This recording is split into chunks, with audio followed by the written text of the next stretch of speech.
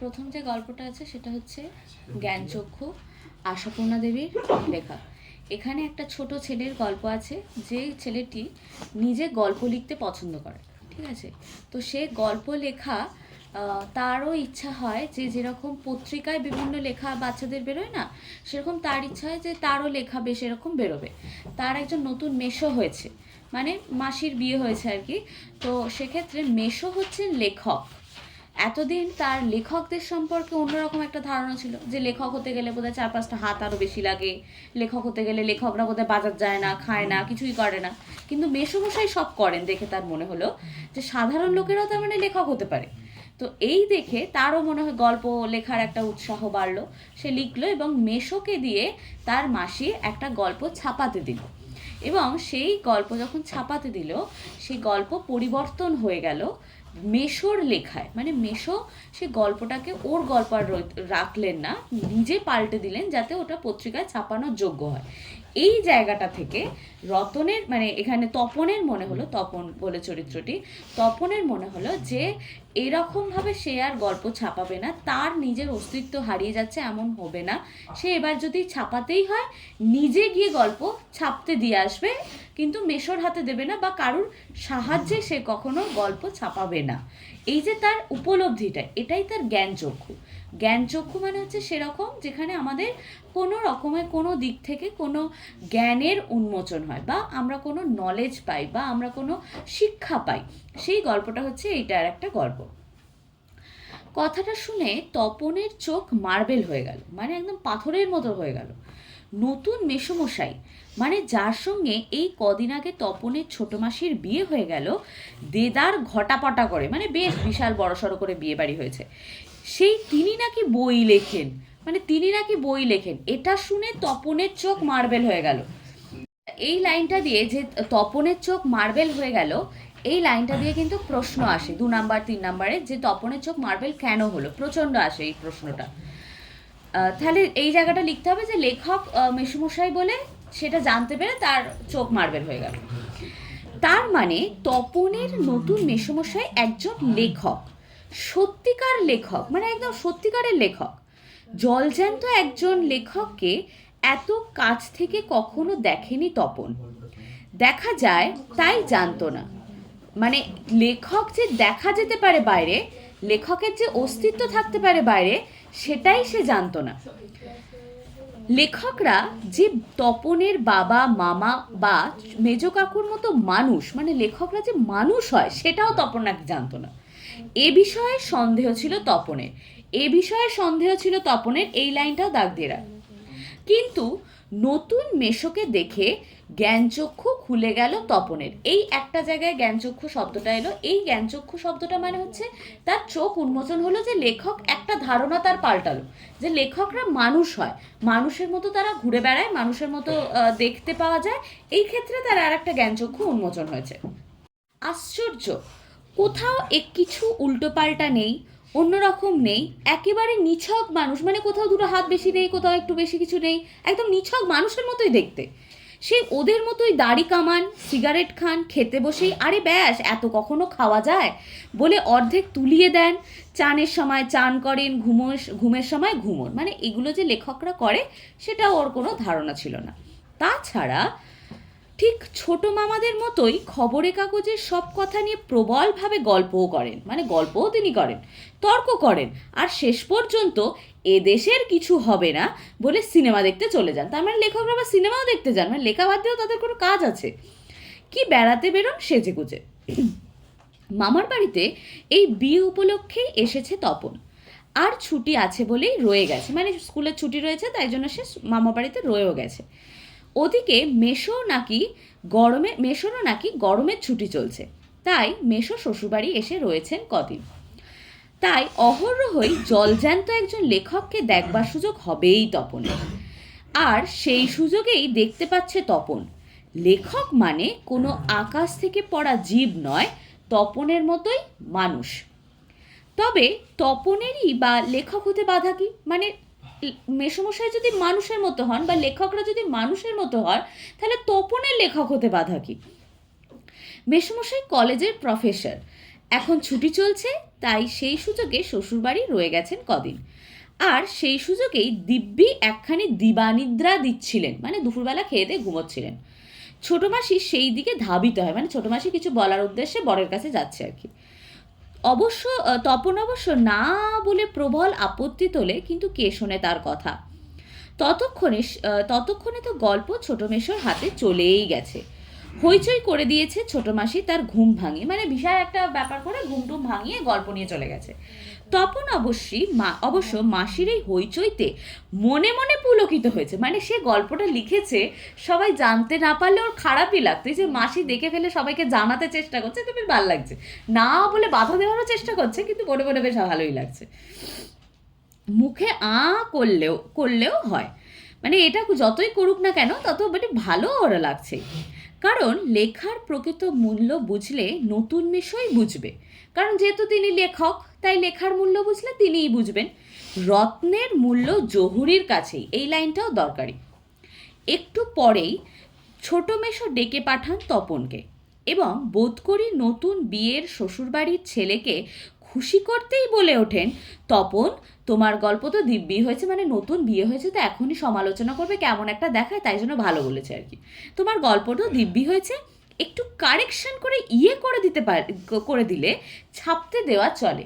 এই কারেকশন করে দেওয়া মানে একদম পাল্টে দেওয়া, মানে এই কারেকশনই করতে দিয়েছিলেন, যেটা পুরো গল্পটাই উনি পাল্টে নিজের মতো লিখে দিয়েছিলেন। শেষে গিয়ে দেখবো আমরা তপন প্রথমটা ভাবে ঠাট্টা, কিন্তু যখন দেখে মেশোর মুখে করুণার ছাপ, তখন আহ্লাদে কাঁদো কাঁদো হয়ে যায়, মানে এত আনন্দ হয়েছে, মানে কেঁদে ফেলবার জোগাড় হয়েছে। তাহলে বাপু তুমি ওর গল্পটা ছাপিয়ে দিও, মাসি বলে।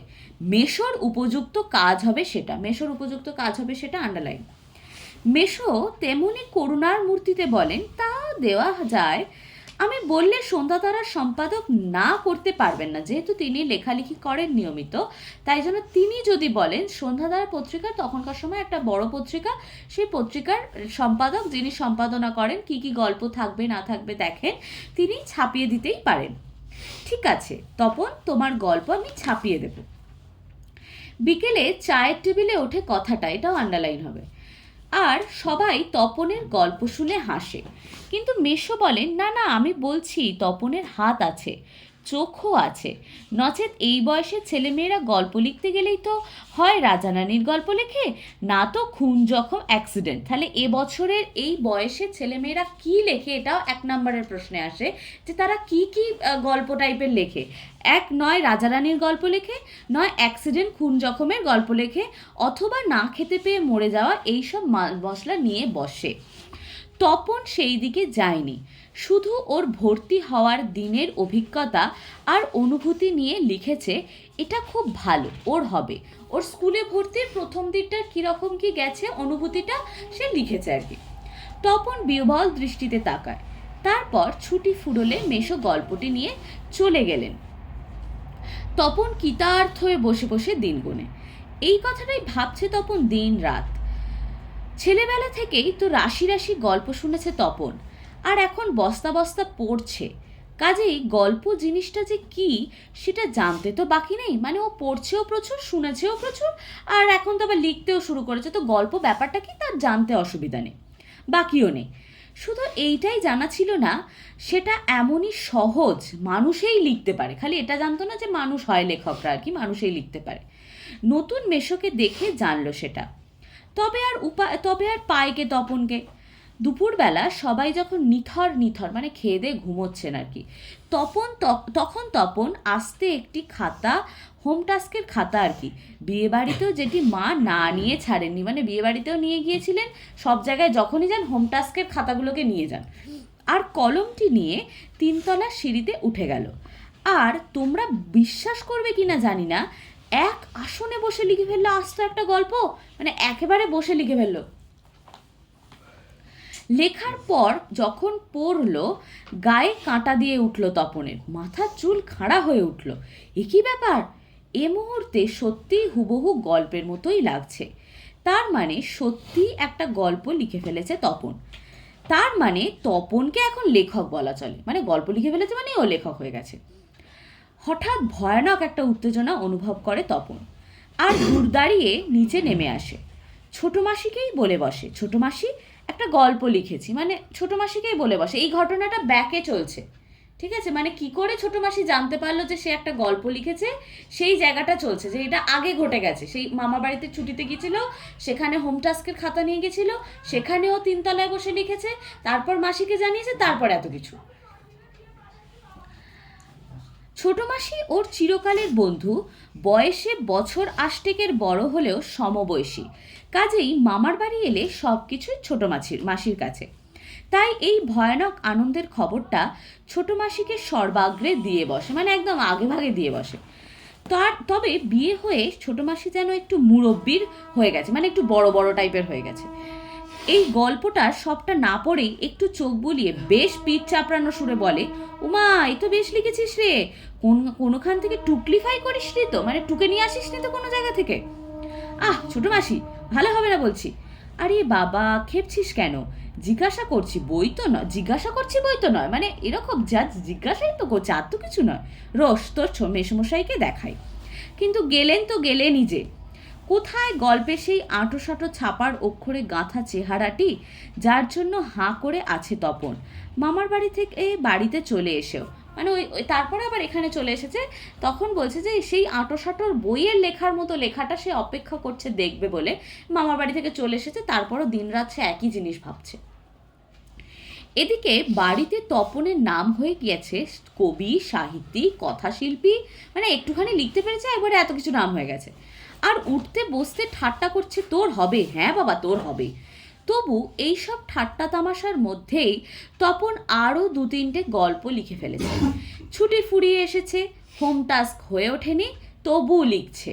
মানে হোম টাস্ক করেনি, কিন্তু গল্প লিখছে, লুকিয়ে লিখছে, যেন নেশায় পেয়েছে।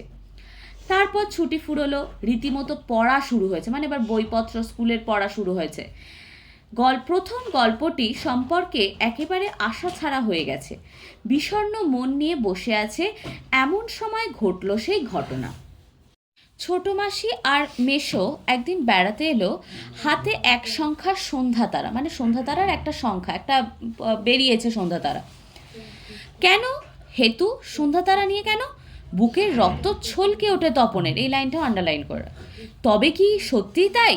সত্যিই তপনের জীবনে সবচেয়ে সুখের দিনটি এলো আজ? কিন্তু তাই কি সম্ভব?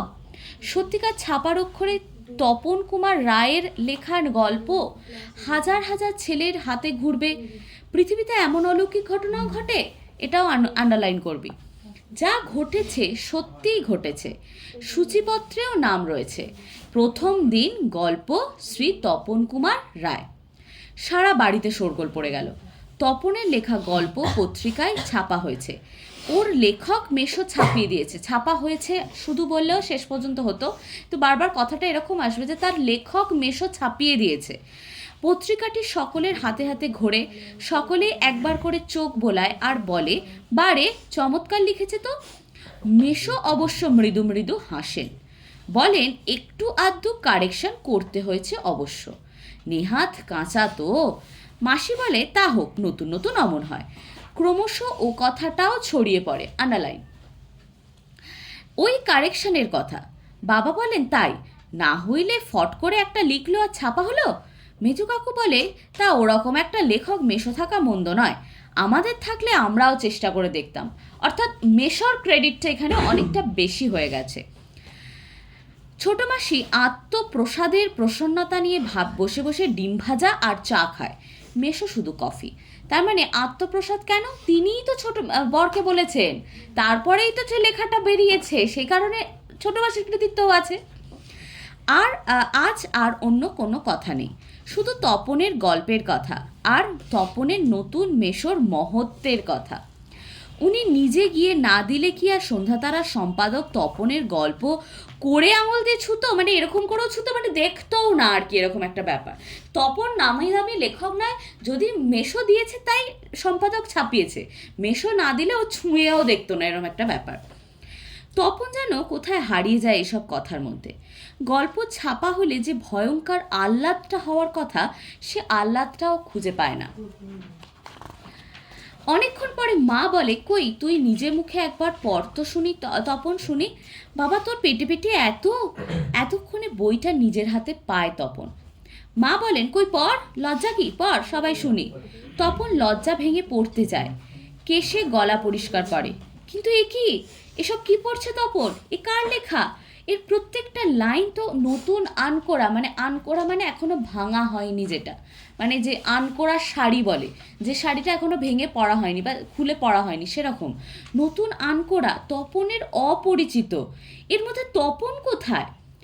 তার মানে মেশো তপনের গল্পটিকে আগাগোড়াই কারেকশন করেছেন, অর্থাৎ নতুন করে লিখেছেন নিজের পাকা হাতে কলমে। তপন আর পড়তে পারে না, বোবার মতো বসে থাকে। তারপর ধমক খায়, কিরে তোর যে দেখি ভারী পায়া ভারী হয়ে গেল, মানে গল্প লেখা ছাপা হয়েছে, তোর তো বিশাল ব্যাপার হয়ে গেছে, তোকে আর পাওয়াই যাচ্ছে না। সবাই শুনতে চাইছে তবু পড়ছিস না, নাকি অতি আহ্লাদে বাক্য হরে গেল, মানে বাক্য হারিয়ে গেল আর কি। তপন গড়গড়িয়ে পড়ে যায়, তপনের মাথায় ঢোকে না সে কি পড়ছে, তবু ধন্যি ধন্যি পড়ে যায়। আর একবার রব উঠে, তপনের লেখক মেশো তপনের গল্পটি ছাপিয়ে দিয়েছে। তপন বইটা ফেলে রেখে চলে যায়। তপন ছাদে উঠে গিয়ে শার্টের তলাটা তুলে চোখ মোছে, মানে কলার দিয়ে চোখ মুছে। তপনের আজ মনে হয় আজ যেন তার জীবনের সবচেয়ে দুঃখের দিন, আন্ডারলাইন, যে আজ যেন তার জীবনের সবচেয়ে দুঃখের দিন। কেন তা জানে না তপন, শুধু এই দুঃখের মুহূর্তে গভীরভাবে সংকল্প করে তপন, যদি কখনো লেখা ছাপতে দেয় তো তপন নিজে গিয়ে দেবে, নিজের কাঁচা লেখা, ছাপা হয় হোক, না হয় না হোক। তপনকে যেন আর কখনো শুনতে না হয় অমুক তপনের লেখা ছাপিয়ে দিয়েছে। আর তপনকে যেন নিজের গল্প পড়তে বসে অন্যের লেখা লাইন পড়তে না হয়। তার চেয়ে দুঃখের কিছু নেই, তার থেকে অপমানের, মানে এর থেকে দুঃখের বা অপমানের আর কিছু থাকতেই পারে না। তার লেখার নাম করে অন্য একটা লোকের লেখা সে পড়ছে, সেটা সে দেখতে পারবে না, সে এরপর নিজে দিতে যাবে, যদি ছাপা হয় হবে, না হলে না হবে।